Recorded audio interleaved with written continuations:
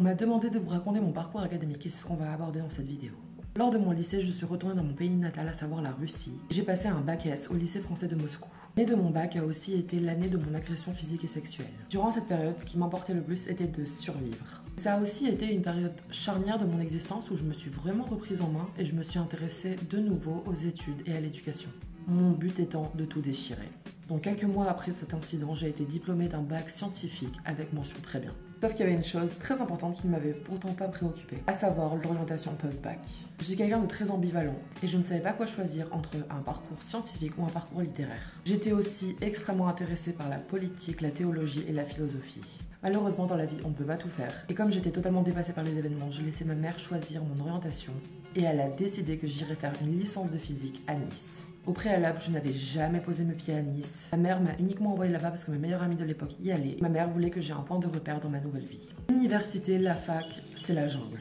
Et ça, on oublie de nous le dire avant de s'y lancer. Au lycée, surtout dans un lycée international, on est extrêmement chouchouté, encadré. On nous tient vraiment par la main. La fac, l'inverse. Si vous allez à la fac, il n'y a pas de présence obligatoire. Vous pouvez sécher tous les cours, personne ne vous dira rien, sauf si vous êtes boursier. Et dans les faits, personne ne vous dira rien.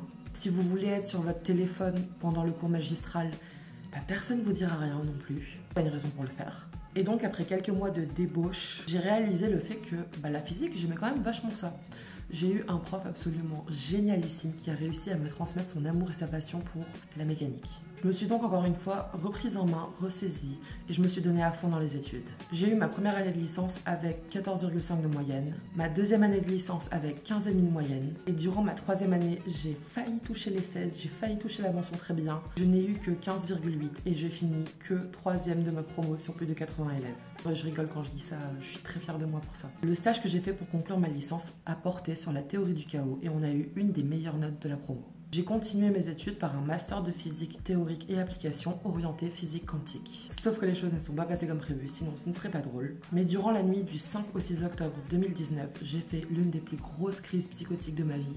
J'ai fini en hôpital psychiatrique, je ne suis pas allée en cours pendant plus d'un mois. Ma santé mentale a fait stomp vers le bas et j'ai développé une anxiété sociale absolument terrible. Puis le Covid est apparu dans nos vies. Je devais faire mon stage de fin de M1 au Royaume-Uni à Bristol et ça a été annulé à cause de la pandémie. Au final, j'ai rejoint mon mentor où on a travaillé sur des gaz quantiques à une dimension, ce qui nous a valu une parution dans un article scientifique très coté. Et j'ai eu la deuxième meilleure note de ma promo pour mon rapport de stage. J'ai donc validé le M1 avec 13,5, mais vraiment ce qui me sauve, c'est le stage. En M2, rebelote. Ma santé mentale décline totalement. D'un point de vue administratif, j'ai merdé et je n'ai pas obtenu la bourse. La bourse qui me permettait de payer mon loyer et de survivre. J'ai donc été contrainte de trouver un travail à temps plein pour payer mon loyer et survivre. Sauf qu'une deuxième année de master en physique quantique accompagnée d'un travail à temps plein, ce n'est pas compatible. La santé mentale était bien trop faible pour supporter toutes ces charges de travail. Et puis en plus on était confinés, c'était vraiment pas la meilleure disposition pour réussir ses études. Ce qui a fait que j'étais totalement en burn-out.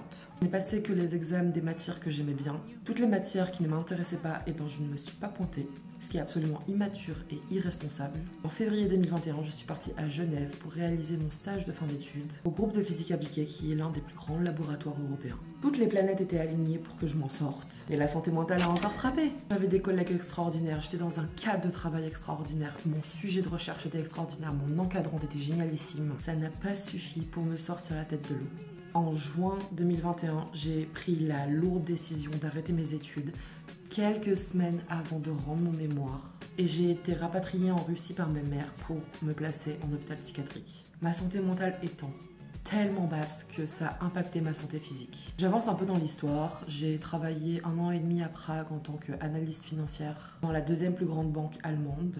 Puis ma santé mentale a encore plus décliné et je suis rentrée à Nice en me disant non Anastasia, t'as quand même fait 5 ans d'études, tu as arrêté quelques semaines avant la fin, c'est débile, ressaisis-toi, reprends des études et va jusqu'au bout des choses. J'ai donc refait une deuxième année de M2 dans l'exactement même master. Mon stage de fin d'études portait sur un sujet absolument passionnant. J'ai retrouvé mes copines, je m'en suis fait de nouvelles, j'ai cette fois-ci passé l'examen final, mais je n'ai eu que 15,2, qui m'a un peu saoulée parce que j'ai vraiment fait du bon travail et je m'attendais à avoir beaucoup plus, mais l'argument qui a été ressorti, c'est que je n'avais pas assez vulgarisé mes travaux, que j'étais trop rentrée dans le détail et que c'était juste trop compliqué à comprendre. J'ai vraiment eu le seum, comme la Belgique en 2018, qu'on me dise « ton travail est trop compliqué, c'est pour ça qu'on a des envies de notes ».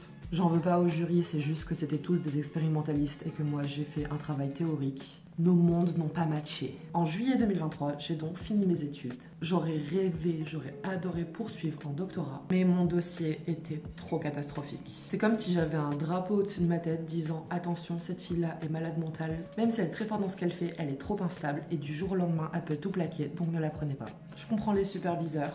Et me couper les ailes sans m'avoir donné une chance, ça me peine et ça me pèse au quotidien. Si vous êtes allé jusqu'au bout de la vidéo, franchement, je vous remercie.